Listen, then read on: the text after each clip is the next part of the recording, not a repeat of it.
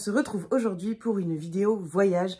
Vous savez que j'adore faire ces vidéos et aujourd'hui je vous propose de partir voyager en Allemagne grâce à la littérature. On va commencer tout de suite par voir un petit peu les romans que je vais vous présenter. Il va y avoir 3 catégories.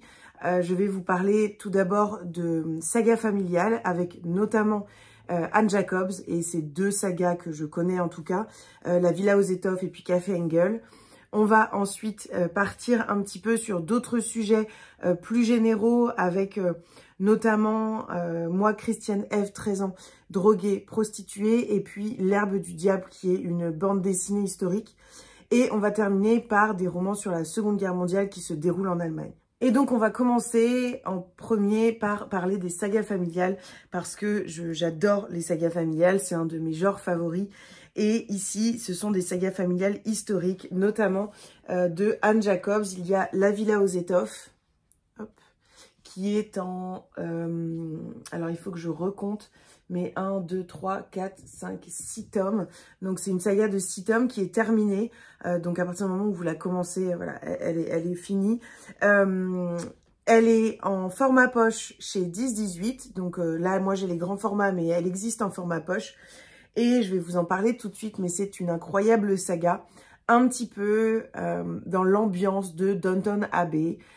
Parce qu'on est vraiment plongé dans une grande demeure auprès d'une famille noble avec toute la vie de cette famille et des domestiques et tous les liens qui peuvent se tisser entre domestiques, entre nobles, puis entre les domestiques et les nobles. Voilà, c'est tout en fait presque une grande famille parce que ils vont se suivre et chacun va suivre la vie des autres. Moi j'ai trouvé ça incroyable. Alors c'est une saga qui est assez contemplative, donc elle ne plaît pas à tout le monde, notamment parce que c'est assez lent. Alors il y a des tomes beaucoup plus rythmés que d'autres, mais voilà, ça dépend des tomes, ça dépend de là où on en est dans l'histoire, mais c'est vrai que ça reste une saga assez contemplative, assez lente. Mais je pense que c'est aussi la marque de fabrique de ces romans un peu au style Downton Abbey, parce que ici on est quand même assez centré sur ce qui se passe dans cette villa, même si vous le verrez au fil des tomes, notamment quelque chose, enfin il y a des événements qui font que l'on sort de cette villa pour voyager un petit peu vers d'autres endroits dont je ne vous dirai pas. Je ne vous dirai pas les destinations, mais voilà, c'est vrai que pour moi c'est un livre que j'ai trouvé rythmé, mais beaucoup parlent d'une certaine lenteur, ce qui est vrai hein, dans certains tomes, et en même temps moi c'était le rythme que j'aimais bien parce que il y a des moments où en fait ça montre simplement et de façon réelle la vie dans une grande villa. C'est assez contemplatif, c'est assez lent, il n'y a pas forcément de rebondissement tout le temps. Et donc, c'est vrai que moi, j'ai trouvé ça, en tout cas, cette lenteur m'a paru rendre l'histoire authentique. Voilà. En tout cas, j'adore cette saga et elle nous plonge. Et c'est là où ça nous intéresse, en Allemagne. Notamment de 1913 aux années après la guerre, pendant la Seconde Guerre mondiale. Donc, on a vraiment toute cette partie de l'histoire de l'Allemagne, cette partie historique de l'Allemagne, gangrénée par la montée du nazisme, la haine anti-juif, etc. Et c'est vrai que c'est hyper intéressant en fait d'avoir ce prisme-là de l'Allemagne, ce prisme des Allemands, des familles nobles, des familles domestiques. Qu'est-ce qui va se passer? Comment est-ce que les gens vont penser cette montée du nazisme, cette montée de la haine? Voilà, moi j'ai trouvé ça hyper intéressant et je suis complètement fan de cette saga historique, donc n'hésitez pas. Et j'ai découvert récemment, en fait, dans le même temps que j'ai terminé La Villa aux Étoffes, sortait chez HarperCollins dans une nouvelle collection qui s'appelle Au gré du monde, Café Engel, qui est une saga de Anne Jacobs qu'elle a écrit, je crois, avant La Villa aux Étoffes. Je crois que chronologiquement, elle l'a écrit avant. Je me demande même si elle ne l'a pas écrit sous un autre nom à la base. Oui, c'est ça. Sous le pseudonyme de Marie Lamballe. Au départ, elle écrivait sous ce pseudonyme et il va y avoir un deuxième le deuxième tome qui va sortir en mai 2024. Il ne veut pas faire le focus, voilà. Ça, ce sera le deuxième tome. Et donc, le premier tome, c'est celui-ci. Et pour le coup, j'aurais pu les mettre avec l'histoire des guerres en Allemagne. Je vais peut-être tout de suite passer après au roman sur la guerre. Mais c'est un livre qui nous plonge juste après la Seconde Guerre mondiale. Et une jeune femme, Hilde, va en fait être très heureuse parce que c'est la fin de la guerre déjà. Et parce qu'elle va retrouver sa librairie. Et parce qu'elle va retrouver le café Engel, un café qui a été un peu miraculeusement sauvé de la guerre, parce que tout ce qu'il y a autour...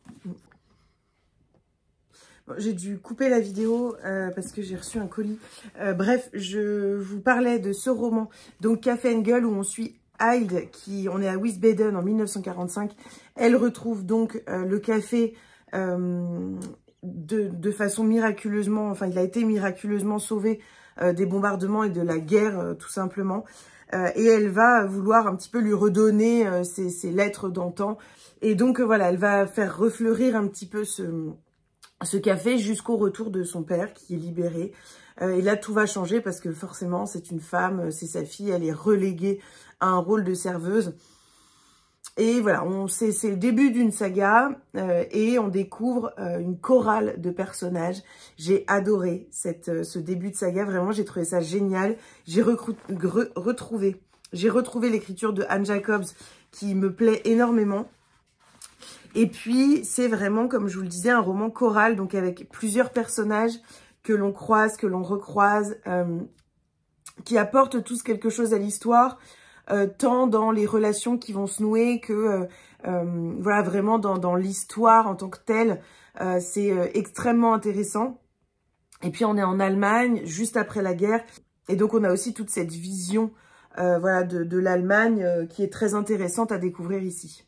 Ici, Anne Jacob nous propose donc en fait une fresque familiale sur fond de l'après-Seconde Guerre mondiale, avec des petits retours dans le passé, et puis plusieurs personnages que l'on croise et qu'on l'on recroise.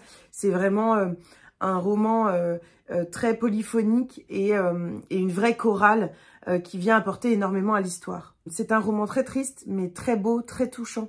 Et donc, voilà, je vous recommande de débuter cette saga qui vient de sortir, qui est donc une réédition de cette saga qui était sortie sous le pseudo de Marie Lamballe avant le succès de Anne Jacobs avec La Villa aux Étoffes. Je vais maintenant vous parler de ce roman qui m'a énormément touchée, qui m'a même bouleversée. Ah bah, j'ai le petit... c'est un roman qui est édité aux éditions de Fallois. C'est écrit par Gérard Cibleras et il s'agit de Une blouse serrée à la taille. C'est un récit extrêmement poignant. Ça a vraiment été un livre qui m'a énormément touchée. Parce que on suit vraiment de façon très authentique, avec beaucoup de réserve et beaucoup d'humilité, la vie d'une jeune fille qui est née dans les années 25, qui est née en 29. Donc Emma, qui est née en 1929, je l'ai lu il y a quelques temps. Et on va découvrir sa vie à travers donc la montée du nazisme, le début de la guerre, et puis la défaite, donc la guerre avec tout ce que ça va engendrer pour les Allemands également, et puis la fin de la guerre, la montée du communisme, et puis la séparation de l'Est et l'Ouest. Et donc on a cette vision autre, un peu en décalage avec notre vision à nous de cette guerre, et une autre vision que d'autres romans qu'on peut lire, de ce pendant la guerre et de cette après-guerre, où l'on suit une jeune berlinoise qui voit son pays ravagé, qui voit sa ville refuge ravagée. Et on a voilà cette vision autre des Allemands, des ennemis dans cette guerre, de ce peuple qui a été pendant longtemps et par de gros amalgames liés avec Hitler. Voilà, c'est extrêmement poignant. Je me souviens de la construction que j'avais beaucoup aimé. C'est vraiment des tout petits chapitres. Ça se lit extrêmement vite. C'est fluide, c'est poétique, c'est tranchant comme quand il faut et comme il faut également. Avec plein de douceur et d'adresse, l'auteur réussit à nous faire adorer cette jeune femme et la découverte de son parcours, la découverte de ses pensées. J'ai vraiment beaucoup apprécié ce roman que j'ai lu il y a déjà quelques temps. Je pense au moins 1 an, voire peut-être 2. Il est sorti en 2020, donc je l'ai même lu, je pense, il y a assez longtemps. Je me souviens, je crois que je l'avais reçu dans une... vous savez, comment ça s'appelle déjà? Les masses critiques Babelio. Je pense que je l'avais reçu de là. Voilà, j'ai beaucoup aimé et je vous le conseille très fortement de par ce point de vue un petit peu différent qu'il aborde. Et puis, ce sont des chapitres courts, ça s'enchaîne, ça se lit très vite. C'est des petits fragments et c'est génial. Donc voilà, foncez. Je voudrais également vous parler de La voleuse de livres de Marcus Zusak. Et c'est un livre qui m'a énormément marqué quand j'étais plus jeune. Je l'ai lu, je pense, quand j'étais ado, jeune adulte. C'est un livre qui est sorti... Alors ça, c'est mon édition, c'est l'édition que j'avais quand je l'ai acheté. Il est sorti en 2007. Il est fort probable que je l'ai lu vers cette époque-là, hein. En 2007, 2008 peut-être.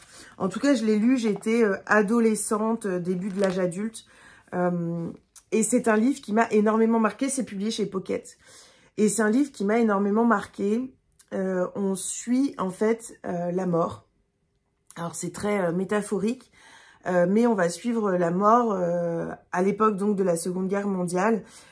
Et notamment la mort qui plane au-dessus d'une jeune fille, Liesel Meminger, qui a croisé la mort plusieurs fois et plusieurs fois la mort ne l'a pas touchée. Mais malheureusement, elle a touché plusieurs personnes de son entourage et notamment sa maman, notamment sa famille en fait en général, son petit frère également. Et puis elle va être adoptée. Elle est donc orpheline dans l'Allemagne nazie et puis elle va être adoptée par 2 personnes et à partir de ce moment-là, il va falloir qu'elle cache beaucoup de choses et elle va devenir une voleuse de livres.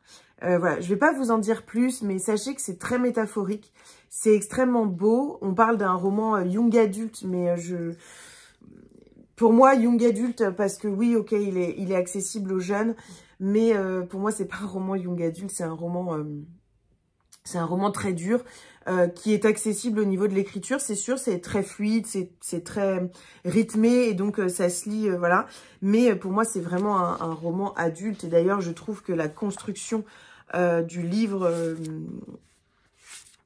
montre que c'est un roman plutôt adulte. C'est des chapitres plutôt courts.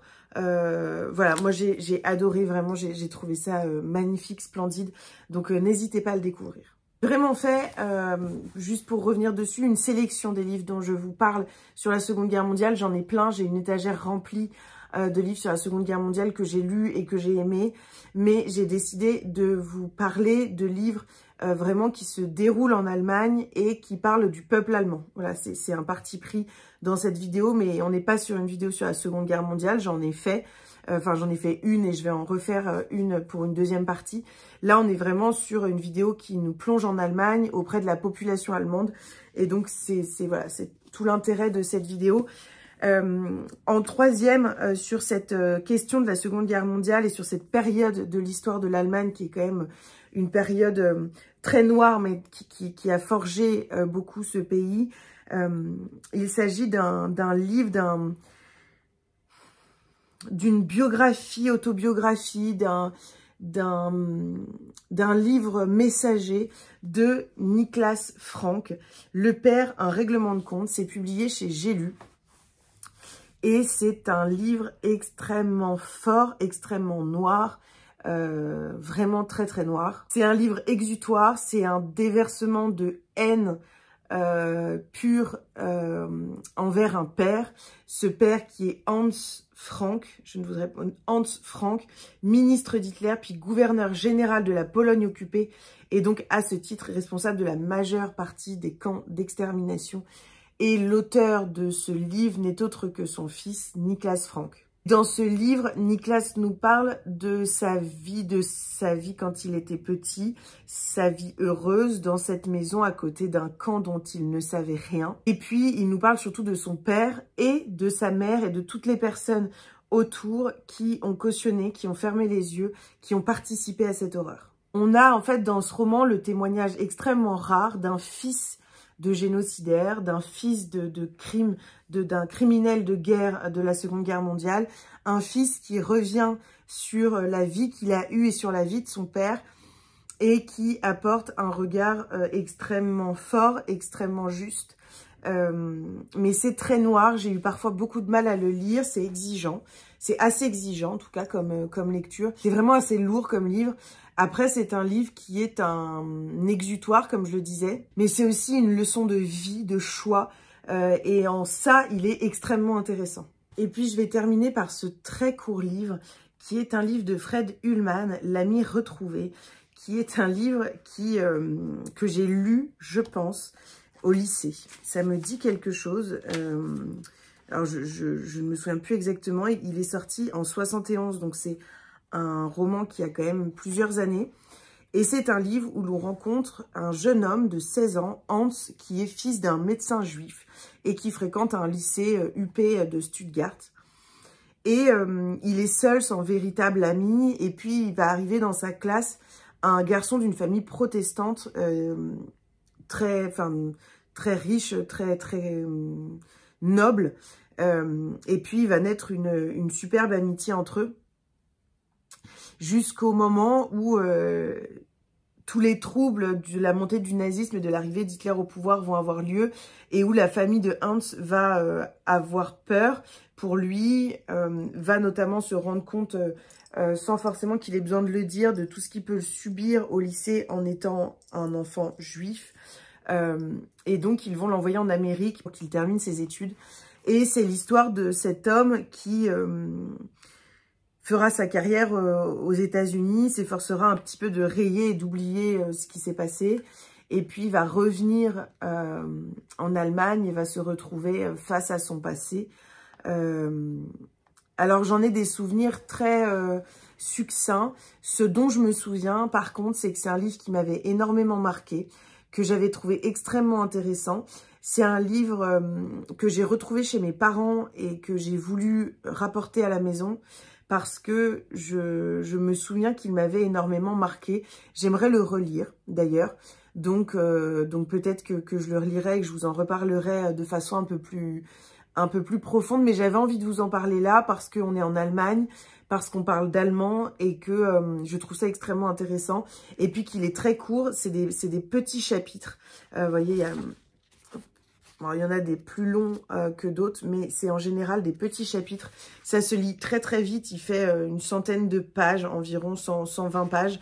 Donc voilà pour clôturer un petit peu cette partie sur la Seconde Guerre mondiale. Et puis je vais terminer par deux livres, enfin un livre et une bande dessinée. Je voudrais notamment vous parler de Moi, Christiane F, 13 ans, droguée, prostituée.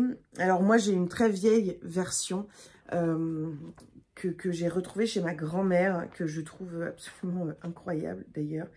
On a des vraies photos de plusieurs personnes que l'on retrouve dans ce roman, notamment des amis, des proches de Christiane. Christiane qui a vraiment existé. En fait, c'est l'histoire de Christiane dans les années 70. Il y a eu tout un procès et il y a des journalistes qui l'ont approché avec sa famille pour faire un article. Et face à l'histoire de Christiane, ils vont se retrouver un peu fascinés, captivés.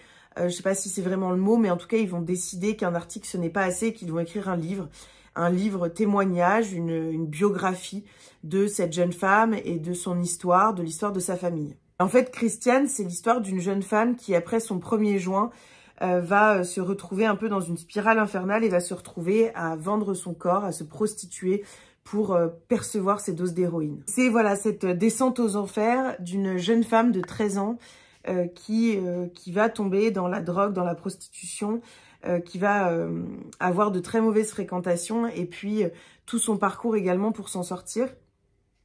Et puis à travers son histoire, c'est l'histoire aussi de sa famille qui est forcément touchée par tout ce qui se passe, par tout ce qui lui arrive.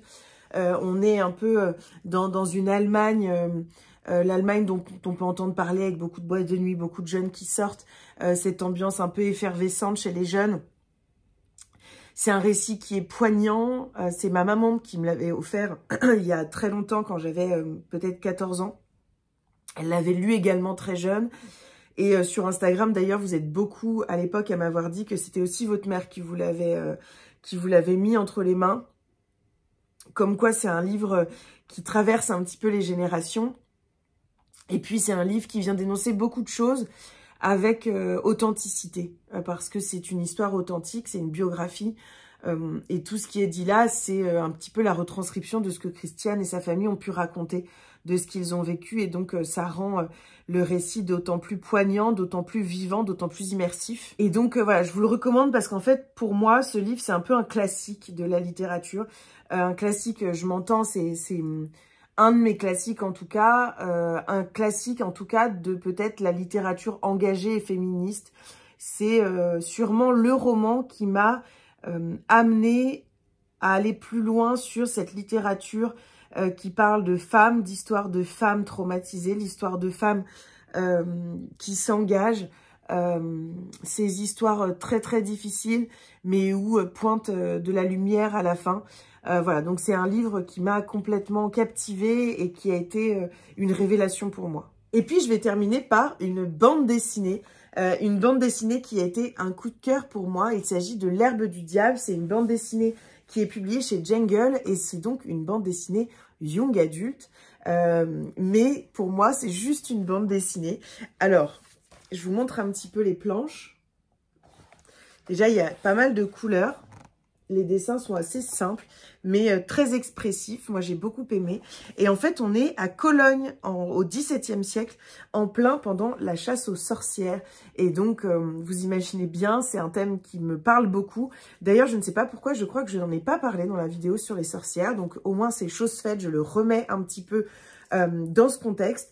Et donc, c'est une bande dessinée historique qui nous amène voilà, sur l'histoire de la chasse aux sorcières en Allemagne et notamment de la chasse aux guérisseuses parce que on va suivre en fait des sages-femmes qui donc aident les femmes à accoucher de façon plus ou moins médicale et qui vont plus ou moins utiliser des plantes pour aider la douleur, aider la dilatation, etc.